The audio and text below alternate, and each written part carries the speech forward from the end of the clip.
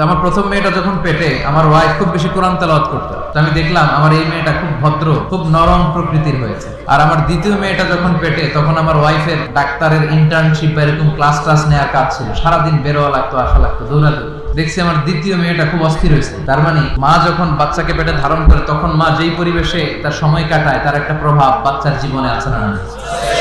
আপনি যদি কোরআন পড়েন, হাদিস পড়েন, বাচ্চা আল্লাহ আল্লাহ। আর যদি জি বাংলা, স্টার জলসা, কিরণমালা দেখেন, তাহলে বাচ্চাগুলো হবে ডাকাত। এই বাচ্চাগুলো টেন্ডারবাজ, চাঁদাবাজ আর দুর্নীতিবাজে সেঞ্চুরি করবে, চিল্লায় এখন, ঠিক কিনা? এক সাহাবী বিশ্বনবীর প্রশ্ন করলো, ইয়া রাসূলুল্লাহ মাতা সা, কিয়ামত কবে হবে? বিশ্বনবী বললেন, ও সাহাবী, কিয়ামত কবে হবে জানার জন্য এত পাগল, কিয়ামতের জন্য কি প্রস্তুত করেছো? সাহাবী বলে, আমি কিছুই প্রস্তুত করি নাই, ইল্লা আন্নী উহিব্বুল্লাহ ওয়া রাসূলুহু, শুধু আমি এতটুকু করেছি, আমি আমার আল্লাহ আর আল্লাহর রাসূলকে ভালোবাসি। বিশ্বনবী বললেন, ফাইন্নাকা মা আমান আহবাবতা, ও সাহাবী, তুমি যাদেরকে ভালোবাসো জান্নাতে তুমি তাদের সাথেই থাকবা।